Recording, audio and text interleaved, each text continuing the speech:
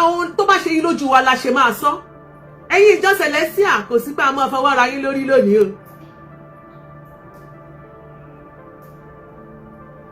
Kò sí pé a máa fọwọ́ ra yín lórí lónìí lórí nǹkan tó ń ṣẹlẹ̀ lórí ìkànnì yìí.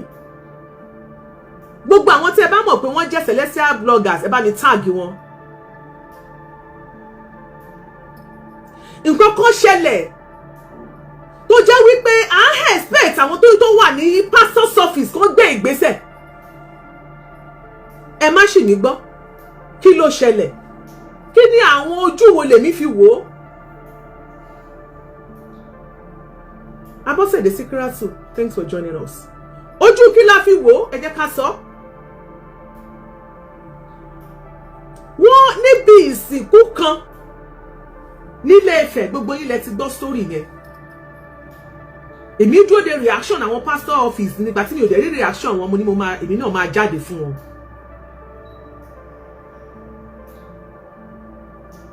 Wọ́n rí olùṣọ́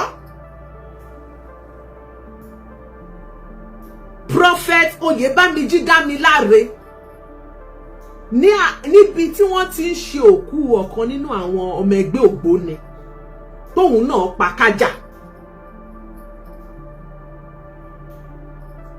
Ẹ wò mí, ẹ máa wí sáìdì tèmi, èmi ò wọ against ẹgbẹ́ ògbóni o,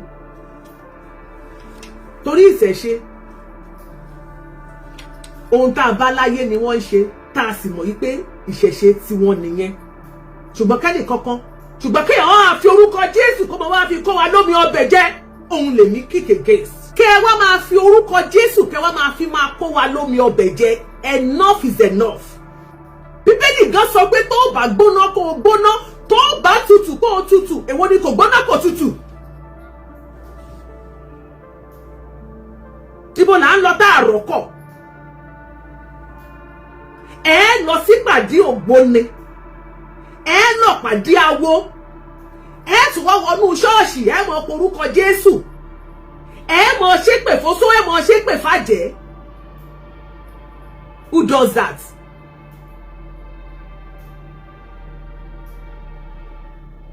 Who does that?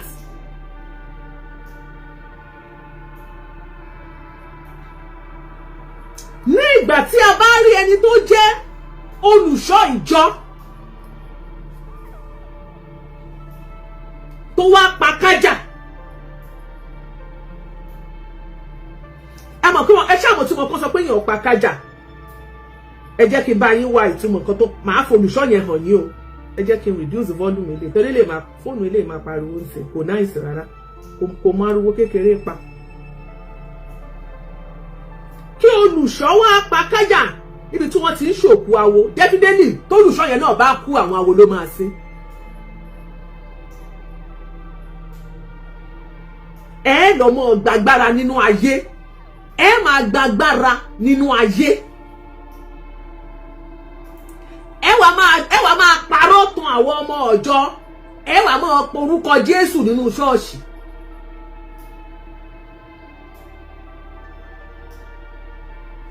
Ìgbà wo lẹ rí àwọn ẹgbẹ́ ògbóni, àwọn oníṣẹ̀ṣe, àwọn awo tí wọ́n ń tijú ẹ̀sìn tí wọ́n ń ṣe?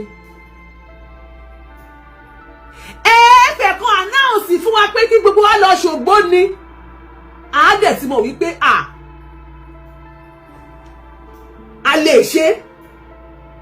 Kì í ṣe pé kẹ́ wá máa parọ́ fún wa, kẹ́ máa fi àwọn òfin constitution Celestial ní section 101 títí dé 103 tí bàbá Ọ̀ṣọ́fà tó gbé sílẹ̀, tí wọ́n ní ẹnikẹ́ni ò gbọ́dọ̀ ṣe gbé ayé, kódà anybody ò gbọ́dọ̀ gba oyè ayé. Tó bá ní oyè tó fẹ́ gbà, tó bá jọmọ jẹ́ Celestial, pé wàá kọ́kọ́ lọ ṣe kíni, ìsìlá kó lọ resign kúrò nínú ìkíní ipò tó inú Cele, kó wá lọ gboyè ẹ pé kò sáyè. Ẹ wá mọ́ lòjẹ́ nínú ṣọ́ọ̀ṣì, ẹ mọ́ fi wàásù, ẹ mọ́ fi di ọmọ ìjọ mọ́lẹ̀, ẹ̀yin wá máa lọ́dún ẹgbẹ́ ògbóni. Ṣé ẹ gbádùn? Nígbà tẹ́yìn mọ̀ pé orúkọ Jésù ò ṣiṣẹ́, wọ́n ìtẹ́ ń parọ́ fún wa. Kẹ́ jẹ́ kí gbogbo àwùlẹ̀ ìmọ̀nà tá a máa gbà pé orúkọ Jésù ni ẹ o, tí wọ́n fi ń sọ sínú kándù tó láṣọ tó rí máyà bí jẹrí máyà bí kí ló máa ń pe eré wọn, èkìní kan tó máa ń sọ yẹn. Ẹ rí i pé kò ṣiṣẹ́ o. táwọn máa kíra ó tẹ́lá ti ríra yín sábà pé hallelujah ẹ̀hùn rẹ̀ sọ pé kò ṣiṣẹ́ o eriwo ọjà ló kú o àwọn èèyàn ọmọ ọjọ́ ti mọ online wọ́n ti mọ scores wọ́n ti mọ bó ṣe ń lọ.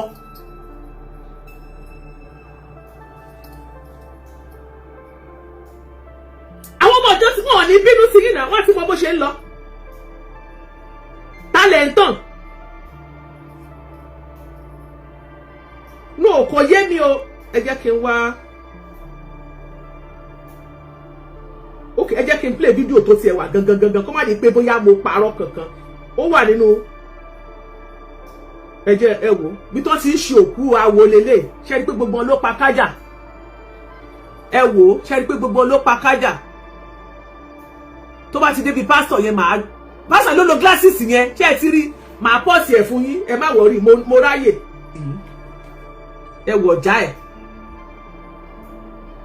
ṣé ẹ ti rọ́jà ògbóni picture bi tún kékeré tó wà lẹ́gbẹ̀ẹ́ yẹn ó nìyẹn nínú aṣọ celestial olùṣọ́ celestial ni o ṣe ṣe láwọn olùṣọ́ yín orúkọ Jésù ò tó fún wọn wọ́n wá ẹ̀rí bó ṣe ń tanra wọn ṣùgbọ́n ṣe mọ̀ pé nígbà kan wà tí prophet ṣe Evans lórúkọ bàbá yẹn tí bàbá yẹn jáde tó sọ wípé 70% àwọn olùṣọ́ ṣọ́ọ̀ṣì yín kó gbóni ni wọ́n ara àwọn kan tó jáde tí wọ́n ń bínú tí wọ́n ní wọ́n wá bẹ̀rẹ̀ sí bú bàbá yẹn mò ń bọ̀ ẹ jẹ́ kí n bá yín wá fídíò yẹn ó yẹ kí n ní lọ́wọ́ ẹ ti olùṣọ́ yín olùṣọ́ ló pa kájà yìí o ó lọ ọ̀já yẹ́ ẹ ti rí nípàdé awo mi ìfẹ́ ẹ má jẹ́ ẹ lo kíni voice yẹn ṣe ti rí nípàdé awo níbi tí wọ́n ti ń sin òkú awo òun lẹ ti rí olùṣọ́ tó bá wá dé ṣọ́ọ̀ṣì wọn láwọn ń ṣe mírèkù ṣe rí pé rọ́nà ń pa fún wa. ìjọ wo lẹ́yìn rí àwọn ẹlẹ́sìn àbáláyé àwọn tó láwọn ń ṣe ògbóni ìjọ ò lè rí wọn tán tanra wọn tó bá ń ṣe bóòlì wọn jáde.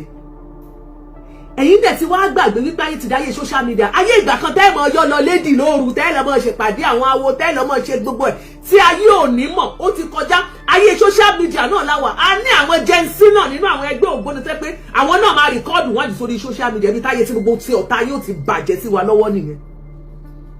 alàgbà kan sọ lọ́jọ́ kìíní àná ó ní 70% ẹ̀yin olùṣọ́ tẹ́ wà ní Sẹ̀lẹ̀ sáwọn gbogbo ilẹ̀ ìṣògbó ni. ẹ jẹ́ wá sọ tó wá ṣẹlẹ̀ tó já mi lẹ́nu màá play voice máa yẹn fún yín ṣe rí nígbà tí wọ́n rí kíní lórí social media táwọn ọmọ ọ̀jọ́ rí pé olùṣọ́ rèé ṣọ́ọ̀ṣì Ògòmídé bóyá Ògòmídé gbarin ṣe àdúgbò yẹn ṣe gbarin ló ń jẹ́ àbí gbarin ní ìmọ̀ Ògòmídé bóyá gbarin àbí gbarin nílé Ifẹ̀ òun olùṣọ́ ọbẹ̀ nígbà tí wọ́n rí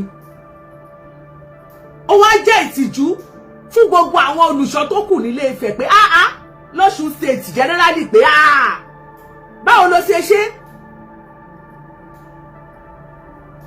wọ́n bá kọ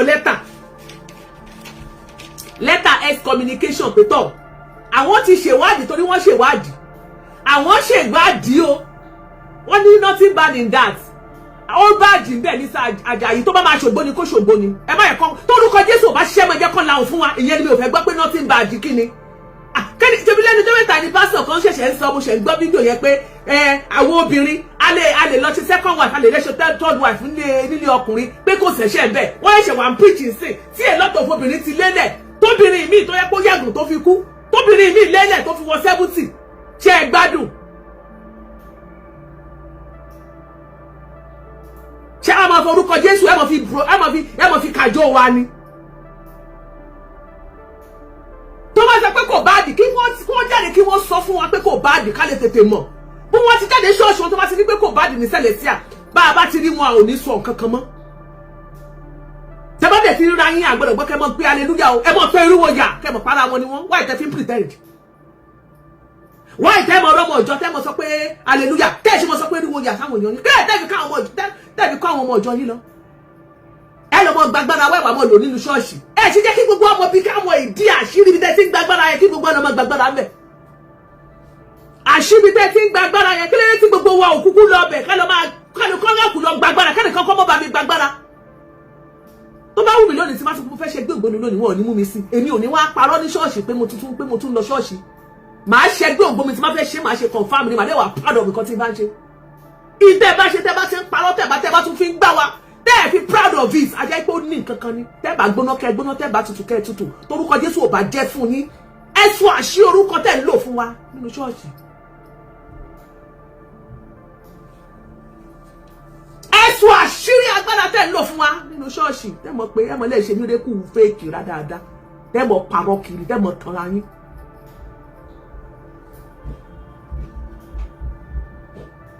Ìgbà tí wọ́n wá rí àwọn ìgbìmọ̀ àwọn ọjọ́ àwọn ṣẹ́pàdì ẹgbẹ́ gbogbo wọn lọ ṣèwádìí nínú iṣẹ́ ìwádìí tán ni wọ́n rí pé lóòótọ́ olùṣọ́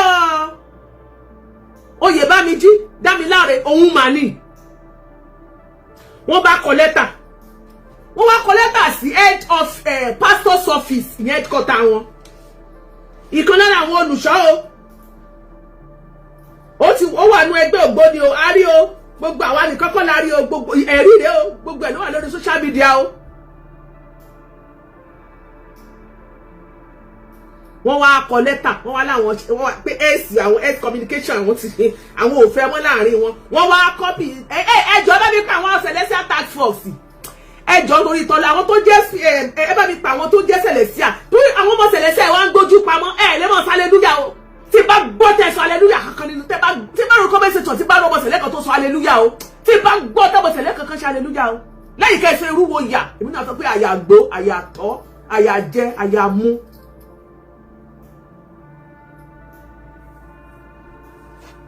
Tọ́mọ sẹ̀lẹ̀ kankan bá pe hallelujah tí ẹni bọ̀dì bá tiẹ̀ pe hallelujah lẹ́gbẹ̀ẹ́ mi ó fẹ́ rí jà ni torí bá ìtí màá ṣe fún ara ẹ̀ àkọ́. Princess tẹ́ bá hallelujah bẹ́ẹ̀ yẹn tẹ́ bá gbé ẹnu yín dákẹ́ bá tún gbọ́dọ̀ hallelujah bẹ́ẹ̀ yẹn